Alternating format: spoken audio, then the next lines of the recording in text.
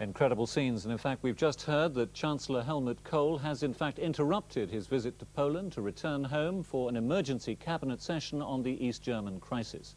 Mr. Kohl will return to Poland late on Saturday to resume a 6-day visit, which of course has been totally overshadowed by what's been going on in East Berlin.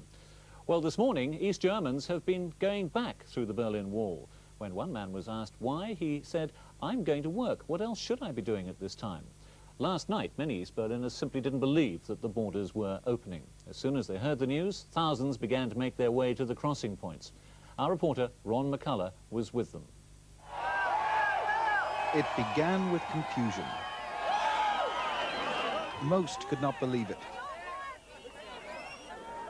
So they came to see for themselves. I want a pass and I want to travel through the world. That's all. The gates didn't all open together. Friedrichstrasse in central Berlin was one of the first. Many got through at the first attempt, but many more were disappointed.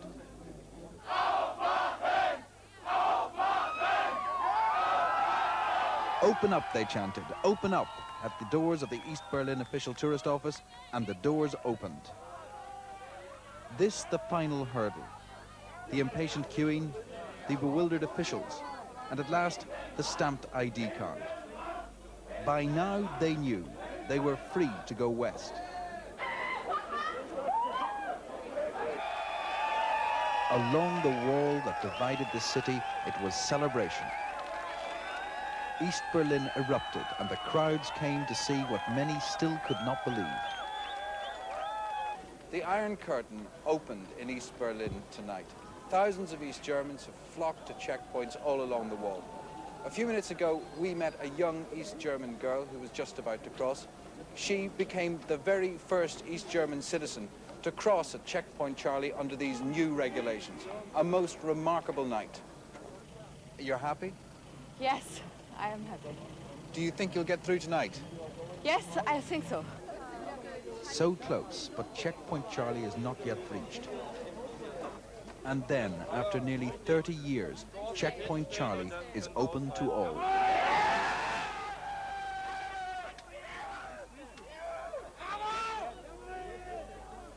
The confusion inside the border post.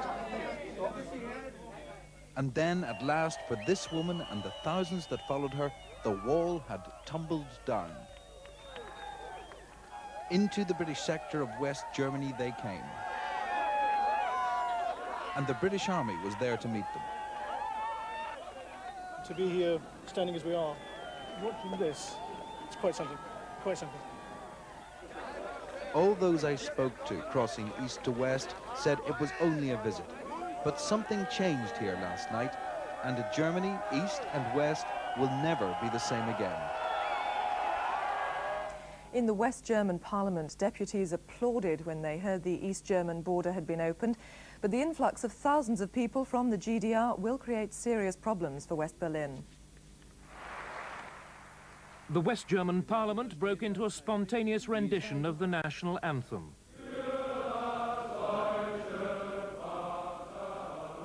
Former Chancellor Willy Brandt, who was West Berlin's mayor when the wall was built, was clearly overcome.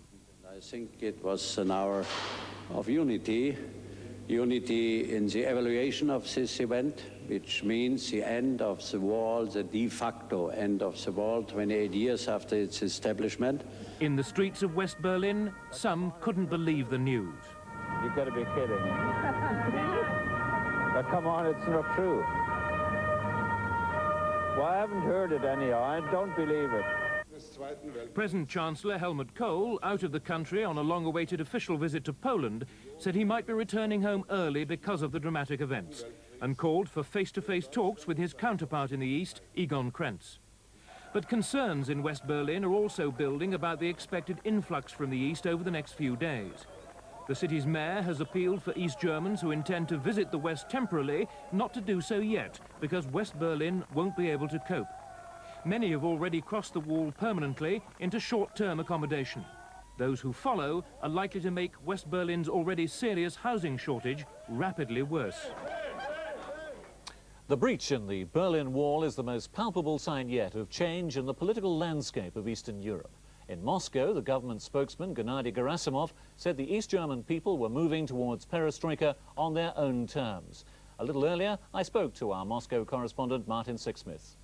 It seems almost that the media here has been taken by surprise by the speed of the events in East Berlin.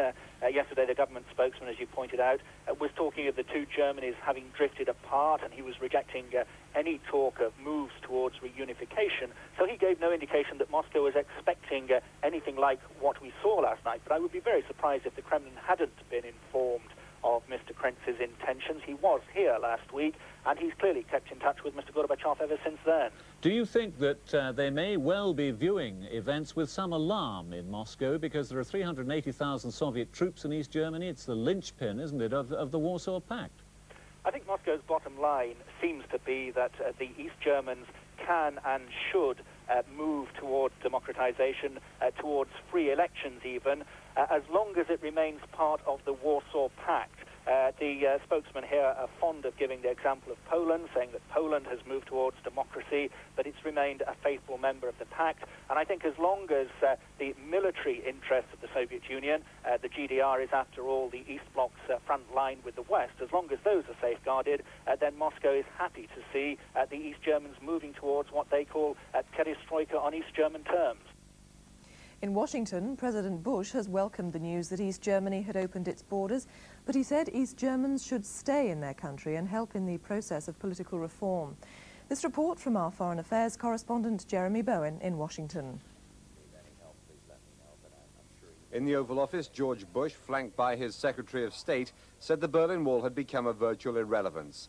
But this is a cautious president who wants stable political change in East Germany. These are Germans. And Germans love their country. And at some point, I think a lot of Germans who have felt pent in and unable to move are going to say, look, we can move, but wouldn't it be better to participate in the reforms that are taking place in our own country? Last May in West Germany, visiting Chancellor Kohl, President Bush called for the demolition of the wall. Then it was little more than rhetoric.